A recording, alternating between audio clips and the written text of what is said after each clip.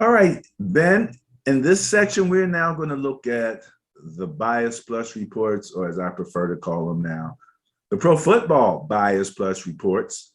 And again, the bias is that difference in both net points and turnover differential between the two teams who are scheduled to play each other. And so that's how we kind of look at the matchups. The bias plus report has no opinion and no conjecture. That cannot be said, however, for Mr. Dickerson. So let's get ready to kick it off because we have a game right here in Philly. Am I correct? Yes, you do. Right here in Philadelphia, kicking off the Thursday night contest. Buccaneers at Eagles, bias plus score 56 favors the Buccaneers. What do you got? Yeah, I got to go with the Bucs on this one. I'm sorry. Yeah, I mean, it'll be exciting. I'm sure the crowd will be roaring, but it won't help. Got to go with Brady and the boys. Well, they can't hate Brady. Last time they played Brady, they beat him. So that never stopped them before. I guess, right? That never stopped them before. So I guess I really can't say that. You know what I'm saying? All right. So, all right, Benny, next up, the Dolphins at the Jaguars. Now, again, Jaguars are actually favored in this. And that's how badly the Dolphins have been playing. But the Jaguars are actually favored. I had some information. I don't have that here. You know something? I forgot to bring down my paperwork on this. But long story short, who do you have in this? Okay. I didn't know when. I didn't even know if I was going to ever do it. But I'm going to pick the Jaguars to win a game. And it's going to be this one. They're home. Their quarterback is healthy. All their receivers, I'm pretty sure, are healthy except for Shark. The Dolphins have really shown me nothing except the fact that they can put together a running game from time to time, but they've even had trouble doing that on a consistent basis. I'm going to pick the Jaguars to pull out this win. I know it sounds crazy, but actually it doesn't sound that crazy because I'm kind of going, I'm going with the bias. A lot of times I pick my upsets going against the bias, but this time me and the bias are both picking the same upset. Take the Jaguars in this game. So you think Tua coming back won't have a material effect? No. Interesting.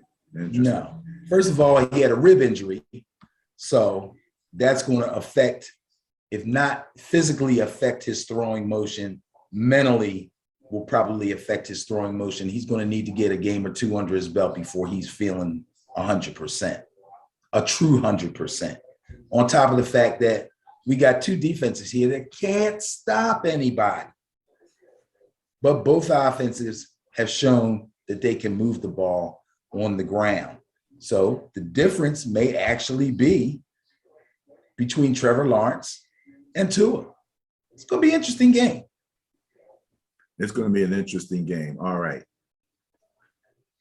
So, Ben, before we leave the Dolphins and Jaguars, I do want to mention that they are scheduled for the 9:30 game Sunday morning at Tottenham Hotspur Stadium in London. We talked about that a little bit on the previous portion of the show, but I just wanted to make sure that we mentioned that for the people so they do not miss that game. All right. Up next, we have a division game. Packers at Bears, bias plus score 20 favors the Packers. What do you have? Yeah, I'm going to go with the Packers on this one, sticking with the bias. Believe that they're obviously the better team, more than obviously the better offense. Again, Justin Fields is being handled with kid gloves at the moment. I don't blame them. They don't want to put him in too many passing situations if they can. So they have to really depend on their run offense. The Packers' run defense hasn't been great, but there's no way that once their offense gets cooking, the Bears will be able to keep up. So I'm going to go with the Packers. Yeah, the only thing that kind of adds a little intrigue to this game relative to the Packers, number one, the Bears are home.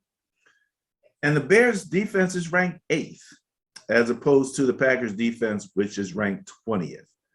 So yeah, Aaron looks like a machine right now, no doubt about it. But we'll see. Maybe Khalil Mack and them can throw a little monkey wrench in that machine and add some excitement. And again, what do you always say about division games? Weird things happen. Weird things do happen. Next up, it's a cat fight. It's a cat fight. However, the Bengals are favored by a score of 53, a bias plus score of 53 over the hapless, snake-bitten Lions, who just keep fighting. Got to give it to them. Keep fighting. And I haven't done this. I got to call Ronnie because Indy, his lady, always talks about crying people. She always busts on crying people. And I was like, man, your Vikings made the Lions coach cry. Oh my goodness. Excuse me. This one, again, got to go with the bias. The Bengals are just a better team. Without a doubt, they have the better, more balanced offense and can really, really hurt you through the air with 3 pretty dynamic receivers. The Lions will have to, again, lean on their run game, which will test the Bengals defense. But ultimately, I believe that the Bengals will win this game. On with the Bengals. Okie dokie. Texans at Colts. Bias plus score 36 favors the Colts. Surprising Texans. However, they're not quite ready according to the bias. Who do you have? No, again, I'm going to agree with the bias and go with the Colts, although 36 bias plus score is not that big considering we're talking about the Texans. The Colts have kind of, frittered away some points and left some points on the field. And, they let Lamar Jackson and the Ravens come back on them in a tremendous way last week. There possibly could be some implications in this game from that game, not to mention that Davis Mills, the rookie quarterback for the Texans, played very, very well last week, but I don't think the Texans have enough to handle the Colts. I really don't. This could possibly be an upset, but I don't believe it will be. I'm going to stick with the Colts. One thing I will say, both teams have negative net points. So that differential is completely on the negative side. Texans defense is ranked 27th. Colts defense is ranked 23rd. Texans offense is ranked 29th. Colts offense is ranked 21st. Davis Mills keeps it up, though. Could be a game, so it's going to be interesting. Is that the same? That's not the same division, is it? I don't think so. No. All right. Next up. Uh-oh. It's a West Coast to East Coast 1:00 game at MetLife Stadium against the New York Giants. The Rams are coming in. They are favored with a bias plus score of 61 over the Giants. All right, here you go. Is it your heart or is it your football logic? Well, since week 1, it has been my football logic, but I have not been correct. People are going to say it was my heart because I picked the Giants several times, but believe me, as difficult as it is, I'm trying to use football logic. But this week, with Daniel Jones hopefully coming back, and it looks like he will off of a concussion, but definitely not having Saquon, then I have to rely on Daniel Jones being 100% there upstairs. Okay. Which I'm going to assume he will be if he passes all the protocols. He should be okay. The Rams' run defense has not been outstanding. There's some holes there. There have been some teams that have been able to move the ball on them on the ground. So I'm going to take that into consideration. I wish Saquon was playing and we could really exploit that, but Devontae Booker didn't look too bad last week. So although I'm tempted, I'm not going to do it.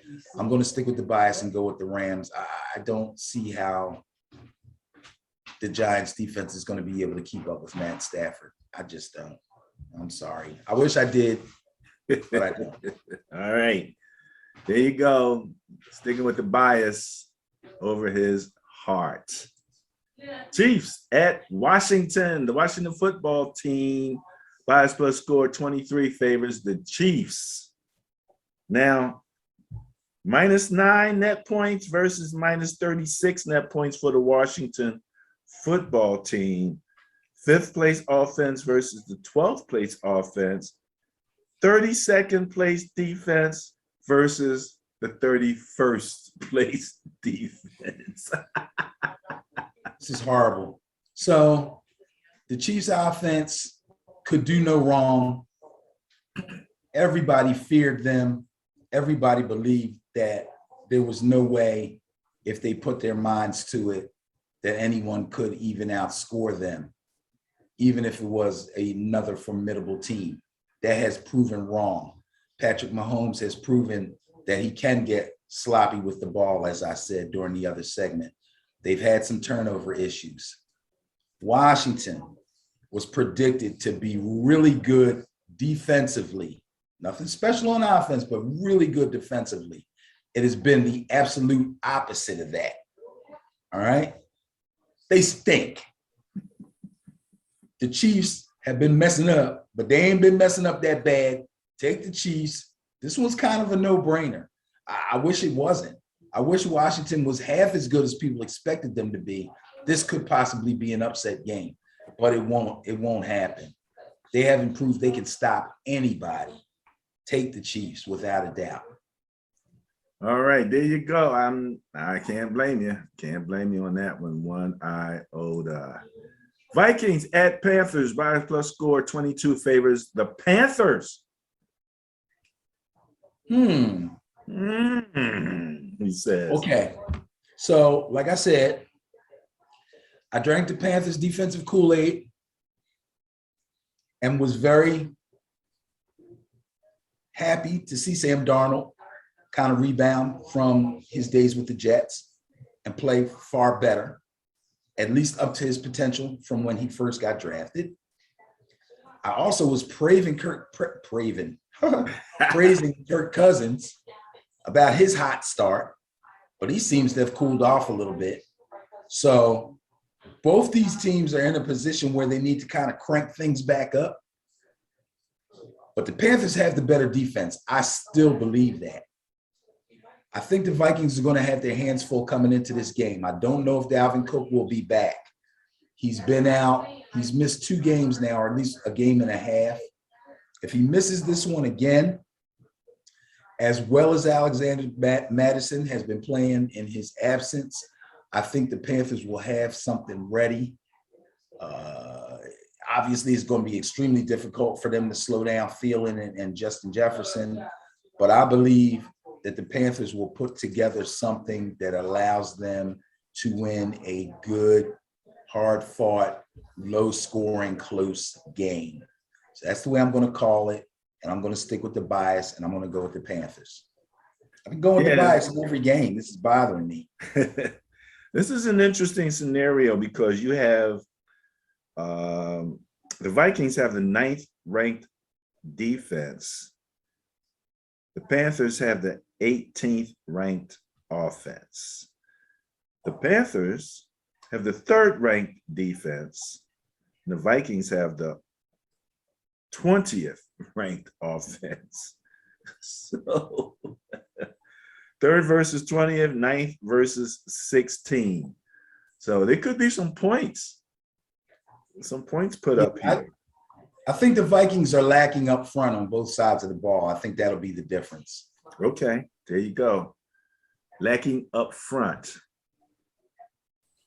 Chargers at Ravens. Ding, ding, ding, ding, ding. My intriguing game of the week. And may I ask why? Yes, you may. Yes, you may. But before I answer, let me mention again, bias plus score of only 10 favors the Chargers. The Chargers. On the weekend, there was only one bias plus smaller than this one, and that is the Jaguars-Dolphins game. So this pretends to be a good game, a good close game. I actually heard the Chargers coach talk about analytics. And we already kind of talked about the Ravens and the analytics that go into the play action. So this could be one of the most analytically driven games of the weekend. I don't know for sure because I don't know how much of the rest of the league is really utilizing analytics in their play calling, both defensively, offensively, you know.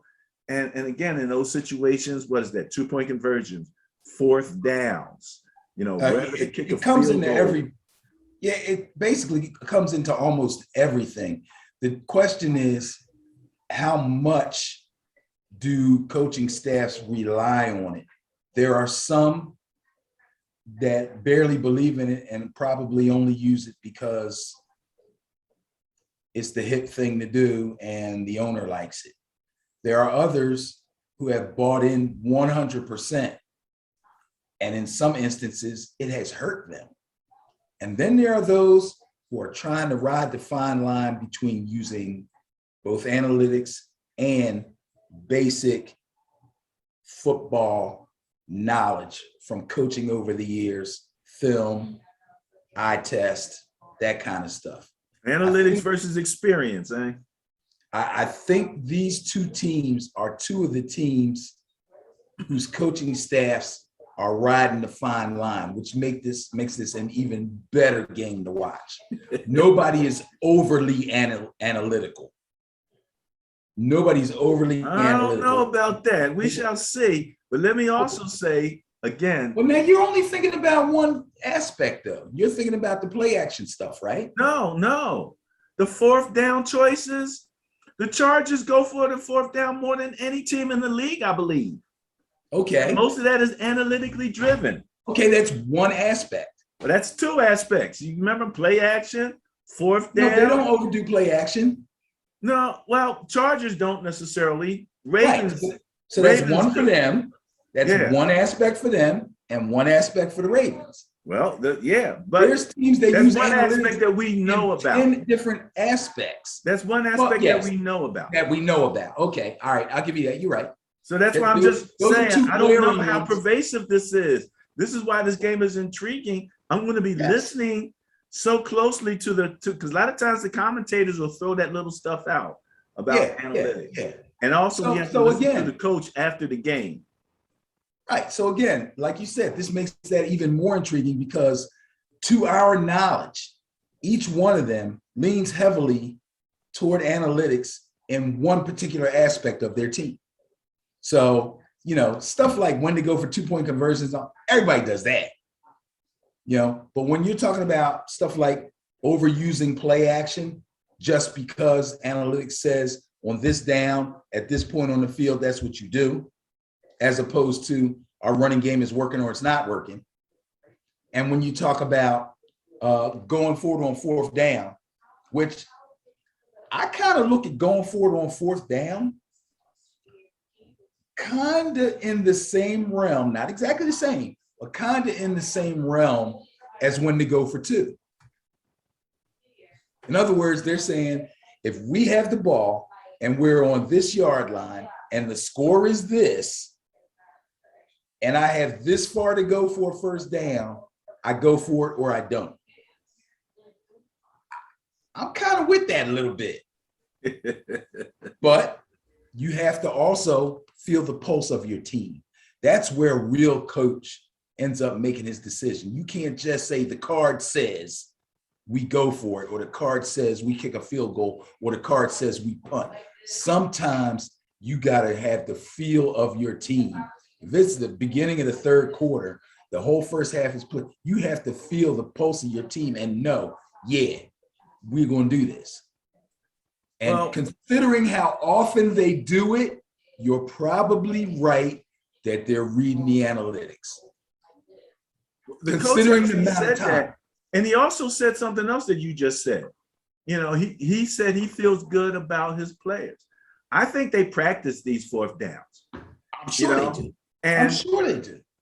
the other aspect of this game that I find intriguing is, again, the styles. You got two really, really good quarterbacks. I'm gonna hold off on saying great, right? But you could easily say two great quarterbacks. One guy's his second year. Well, the other guy's been an MVP, so you could just say he's great. That's Lamar. But long story short, you know, Justin might be outplaying Lamar, you know, right now. If you look statistically, your QBRs and things of that nature. And then Justin will run also. But his decisions to run aren't so much built into the offense as they are. There's an opportunity or a need, and he takes advantage of it if he does what needs to be done, you know, as opposed to Lamar, where they're going to have him in the pistol a lot. So he might run at any time. That's always just a part of their game. So that tension, you know, and that difference between those two, you know, and Herbert's bigger. Yeah, they put Lamar in positions where, you know, if he doesn't get to his second read, if his first read's not there and he gets to his second read or doesn't get to his second read, that he's in a better position to be able to use his legs. Justin, I think, is a guy who goes through his progressions first, second, third, and then he decides, I can get 5, or I can make it to that first down marker and run out of bounds, or just get over it and slide. And he'll take that. He'll take the minimum and keep on going. But as far as not calling them great, I will say this: they are both playing great right now.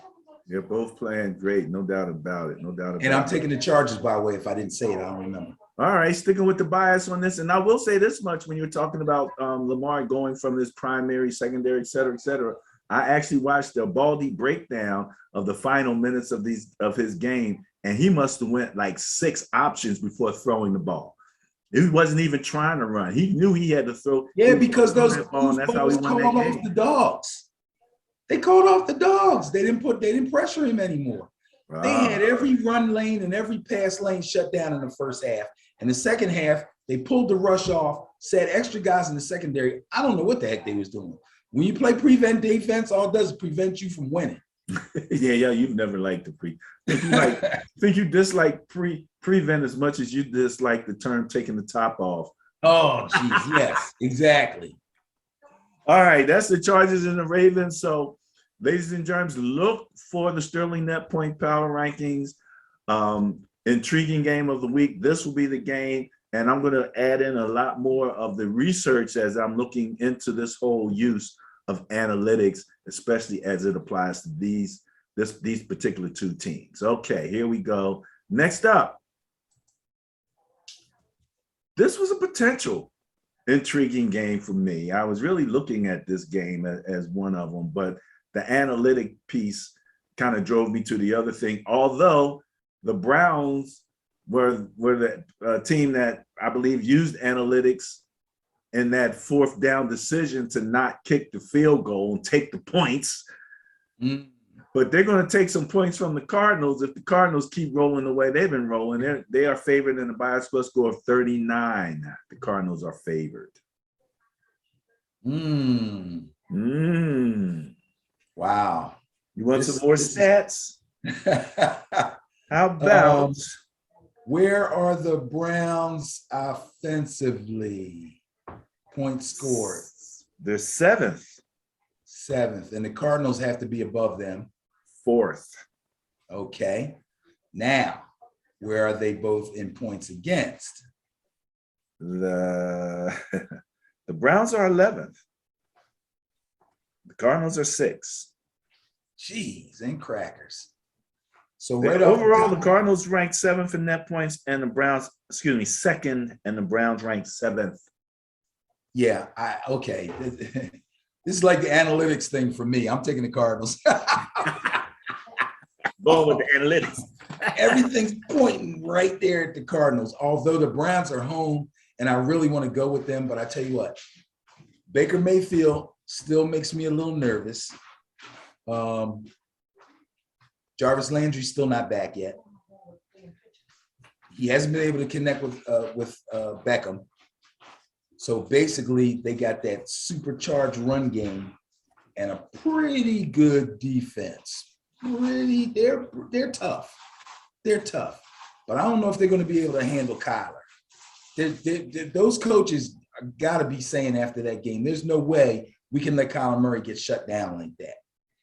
No way, because just like the Ravens, Kyler Murray running is built into their offense. They have to have it. That's like they're playing with like one leg. That's not cool. I think they'll fix that. Oh, geez, this is tough. I'm going to go with the Cardinals. It's going to be interesting to see that run game again. You got J.J. Watt on one side and Chandler Jones on the other side. So those edges are pretty well staffed. So it's going to be interesting to see how the Browns run the ball against the Cardinals. My thought was you got to hit that middle. It's a little softer. So if you can run it up the middle, you might have a little more success. Next up, Raiders at Broncos. Let's go to Mile High Stadium. It is still called Mile High Stadium, right? I believe so. Bias plus score 36 favors the Broncos. And the poor Raiders, we all have some empathy for them. However, let me mention it's Empower Field at Empower Field at Mile High. Oh, okay. Denver. Everybody has a sponsor now. So yeah, that's true. You got to throw that sponsor name in there. Gee whiz. Oh, man. Teddy Two Gloves is back. Sutton's looking good. Tim Patrick's looking good. Justin Judy's still, Judy's still on IR, but he'll be back soon. Run game's going pretty well. I think the Raiders are a little in disarray. I have to believe that all this stuff in the news is affecting these guys. They can come on TV and smile and say it's business as usual. I don't believe it. These guys have to be in the locker room at practice talking about this, taking sides, expressing their opinions. It's a lot. It's a huge, huge distraction. I'm going to go with the Broncos, sticking with the bias again, but I just think the Raiders are headed for a pretty bad downturn. So, yeah. What do you think about the Raiders' decision at head coach, interim head coach, bringing in a special teams guy at interim head coach? I listened to Mike Mayotte talk about this, and all he talked about was the leadership, the people skills, etc. Right. I've seen this happen DC before. or the OC, but the special teams. I've seen this happen before. And one of the reasons that I heard that this happens is because the special teams coach has more relationships on both sides of the ball than the OC and the DC. Yes, I've heard that also. Yes, they're focused just on their position groups per se, where special teams coaches, when they're not specifically working on kick returns, who's the gunners, this, that, and the other, they're all over the place, talking to everybody, getting a feel for each player, what they can do, what they like, chatting them up, talking to their position coaches, learning things about them. Yeah, and you know, I can't, if they say this guy's a great leader and he's been around for a while, I got to believe him, you know, I believe him. Well, my question is, he might be a great people person, but when the OC says we should run this play, he's going to say, go ahead. Yeah, pretty much. I think he's just going to delegate that authority to the different coordinators. Now, how much of that was happening when Gruden was there, I don't know. So this is going to be different. Not like it's going to happen now. It wasn't happening like it's going to happen now. Yeah. The OC won't get any resistance from this guy, but Gruden had a lot to say on offense, believe me. And listen, it's not like the Raiders weren't successful, but last week they were not successful at all offensively. And now going into this week, the OC is going to have his way. We'll see how he does.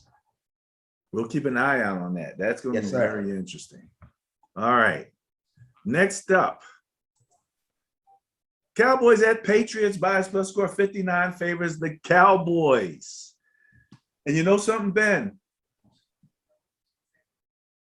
I think the rankings and the bias plus now are starting to get on track. These teams are starting to be who they, to be who they are.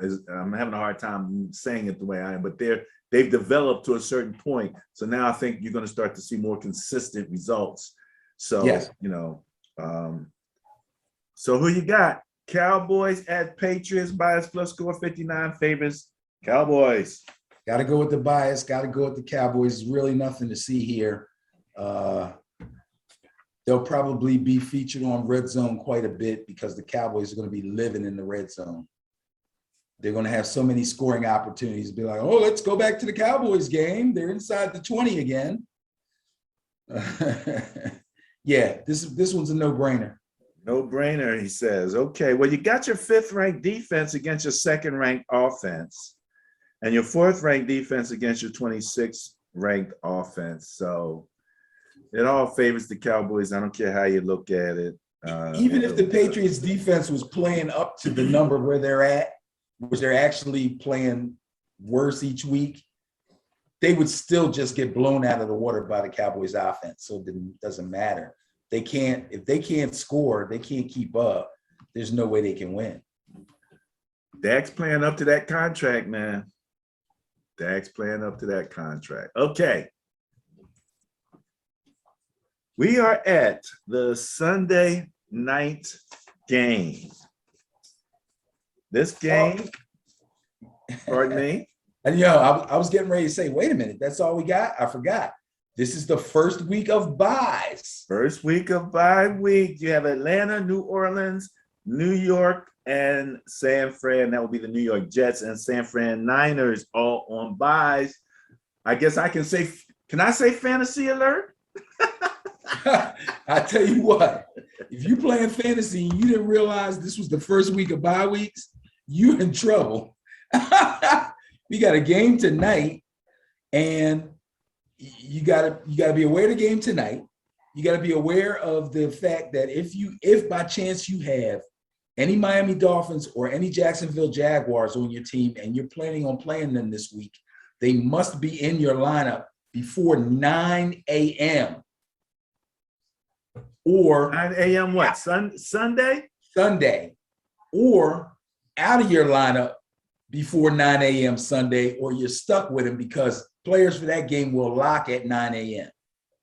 That even includes with the 9:30 game. They didn't move it up to 7 a.m. or anything with the 9:30 game.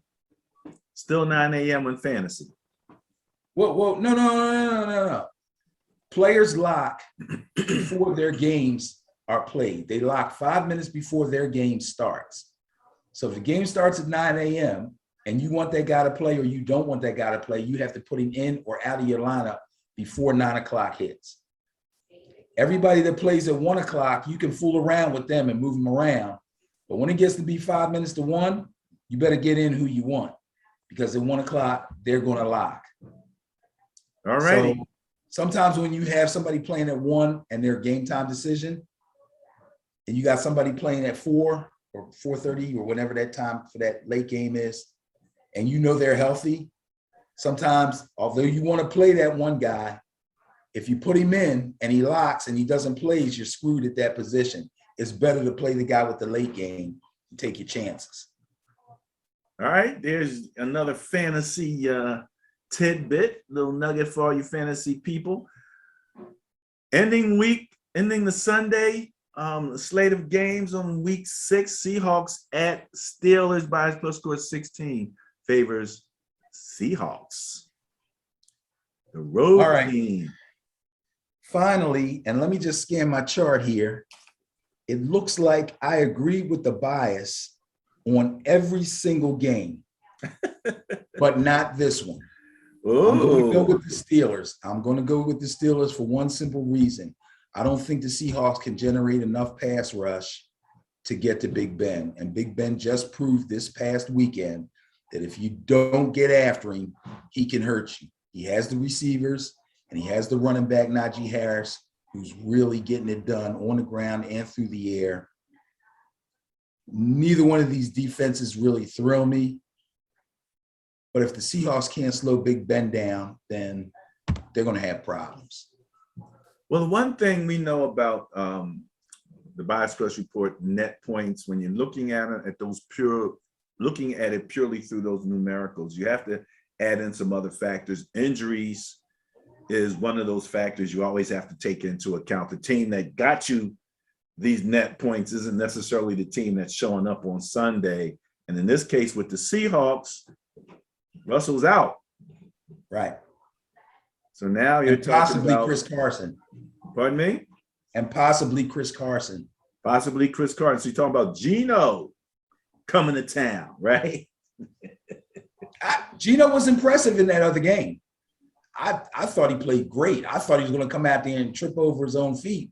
He did not. He did not. No, he didn't. He looked sharp. I remember posting when Russell got hurt. I think they were losing, and I posted something about Geno to the rescue. I just thought it was hilarious, just the thought that Geno's going to come in and replace Russell and pull it out. I'm like, Geno. I still have thoughts of Geno as maybe somebody who, I don't know, was lacking somewhere, just wasn't making good decisions. But Geno grew up a little bit, maybe being in that Seahawks organization and that different, environment, camaraderie, team setting. Maybe it worked well for him. I mean, he's not bad.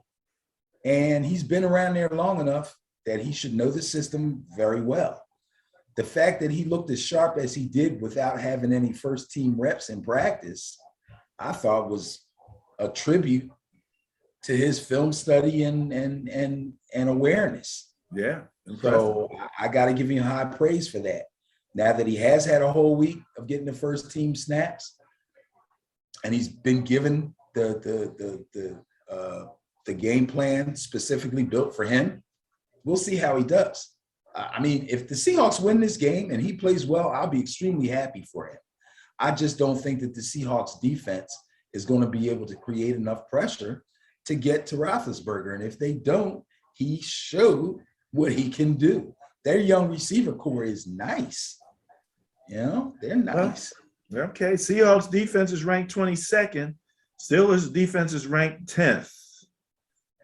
So Seahawks, and so I'm going to leave the offense out because again, whole new quarterback here. We'll see how this all fares out relative to that. But you're going with the Steelers. Yes. All right. We are one game out from wrapping this puppy up. Monday nights. Bills at Titans. I do believe this is the largest bias plus of the weekend at 120. And I think this is the first 3-digit bias that we have. And again, after this, as of the week 6, we'll be going into averages because of the bias. So you won't see the gross numbers necessarily. If you look at this, this was through 5 games that these numbers were calculated. If you divide 120 by 5, what's that? 60? No. 120 by 5? Yeah, 6. Yeah, like 6. 10, 60. No, it's not. 120 by 5? 5 and 12 goes twice. 20 something. 5 into 20 goes 4, 24. There you go. So about average, about 24 points a game. Right. So that's right. what we would be looking at next week when we get to averages. And I use Excel, so don't worry, ladies and germs. I won't be doing the math in my head for sure. So when I look at this game, the first thing that comes to my mind is, when you play fantasy again, you look at the matchups, you look at what guys did the previous week, you look at the defenses, who's good against the run, who's good against the pass when you're trying to make decisions about who you're going to play. And then you remember rule number 1 of fantasy. And rule number 1 of fantasy is when you're in doubt, play your studs. I'm going with the Bills. I love Derrick Henry. I think Derrick Henry can run on anybody, but not enough for them to win this game. Take the Bills. Yeah, I mean, Bills just look like a machine right now. They really do. Number 1 in points for, number 1 in points against, number 1 in turnover differential, and number 1 in net point differential. That would be the Buffalo Bills. Number 1 across the board. Titans got it. They got their challenge in front of them, no doubt about it. Woo! Yeah, baby. There we go. Week 6, bias plus reports are in. Ben, you've gone along with the bias on all every single game. No, every game. Except for the Pittsburgh game. Yes. Except the Steelers, I went with the bias on every game. I'm not happy about that. I'm not happy about that, but it is what it is. So it is what it is. That wraps up the Bias Plus report for NFL Week 6, 2021.